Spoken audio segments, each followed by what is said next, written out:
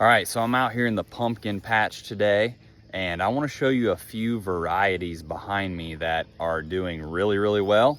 And then I'll show you a few that are almost completely destroyed, and we'll talk about why. So I've got some rye planted in here that I planted this fall. That acts as our weed suppressant mat and a nice place for these pumpkins to lay on and stay clean. Let's turn this camera around, dig into cucumber beetles, squash bugs, powdery mildew, and everything else that is trying to destroy our pumpkins. Except for that row right there. That row is doing really well.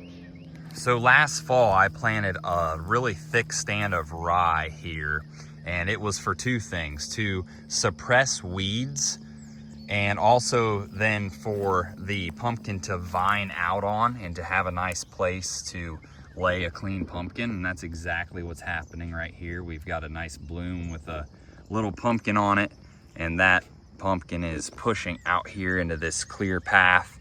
There are no weeds in this zone. You can see it's just a really nice thick mat of rye straw, basically. I just pushed this stuff down with the tractor. It was about 6 feet tall when I planted the pumpkins, and then I just pushed it down. But there's a row of pumpkins in here, if you can kind of see that through the weeds. But over here, I want to talk about this magic variety. This is what we call Mellow Yellow, is the type of pumpkin. There's a really nice one right there. But these have absolutely been thriving all season. Super dark green, big plant. And for some reason, they are not susceptible to cucumber beetles, squash bugs, squash vine borer. They're very healthy plants. Now, as you go down the line over here, we have, I think, 7 rows of pumpkins. We get more and more insect destruction. So let's talk about that. One of the bugs that we're really fighting is the cucumber beetle. And speaking of them, right there's 2 of them. What they do is they get into this bloom. This bloom has got pheromones in it that attract bees, because we need the bees to pollinate these. And they're also attracted to this overall look of the bloom. And so cucumber beetles come in here, they eat the bloom dies, falls to the ground, and you don't get a pumpkin. And so that's problem number 1. Another issue is the squash bugs. Squash bugs come in here, they find the vine down here at the bottom. They've got a needle nose on them. They stick that in the plant and suck a lot of the nutrients out of the plant, and the plant eventually dies. The next thing that they do is they lay eggs on the leaves. Those eggs hatch, the babies go down into the plant and attack it again, and it's just a constant cycle. So fighting insects with these pumpkins is a real struggle. The next invasive insect is the squash vine borer. It is a moth that comes in here in June and lays eggs at the base of the plant. Those eggs hatch, turns into a larva, and that larva bores in up through these stalks and ends up killing the plant. Now, we're really not seeing any of that on this row right here, on these mellow yellows. As we move over this way, we start to see more and more of it. There's a bee working hard inside there, but also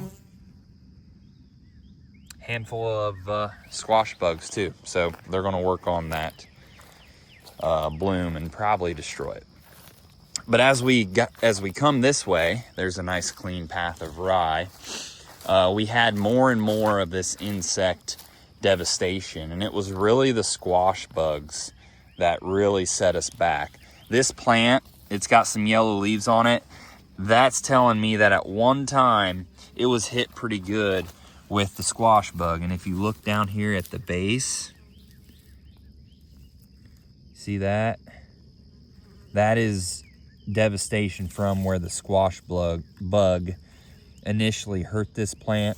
This plant ended up recovering and put new roots down into the ground. And it'll probably end up recovering and coming out of it, but it really set it back. You can see the size and the color of this plant compared to those mellow yellows over there. It's drastically different. So in pumpkins, the main two things are insect control, fungus control, which the fungus is going to be coming here any day. Powdery mildew is what sets in.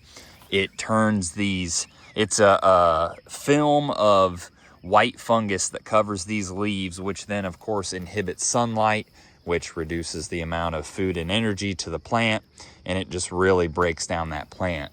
It starts to set in here late July, early August, so any day we'll be having to make some passes on fungicide to try and beat that too. But overall, pumpkins aren't doing too bad. We have some varieties that are almost fully devastated. As we move down here, they kind of start to get hurt worse and worse. Here's one that I really don't know what's going on with this one, but obviously has had damage of some sort, and it's going to set it back pretty hard. So between bugs, fungus, and weed suppression, those are the big things that we fight with pumpkins. They put off a ton of blooms, and it's a good thing they do, because we probably only have about a 10% success rate with the blooms between all of these bugs and insects. There's a really nice pumpkin. That one's going to be a yellow one. It's going to have, well, it's going to be like an orangish yellow with these white streaks in it. I forget what they call it, but that's a really cool pumpkin. So they go all the way down there. We've got 4 more rows. So it's late July. We've got pumpkins that size. So late August, early September, we'll be pulling some pumpkins out of here. So that's what we're doing today. A little update on the pumpkin patch, the failures, and every now and then we get a little success like that guy. So tune into the next one. We'll see you soon.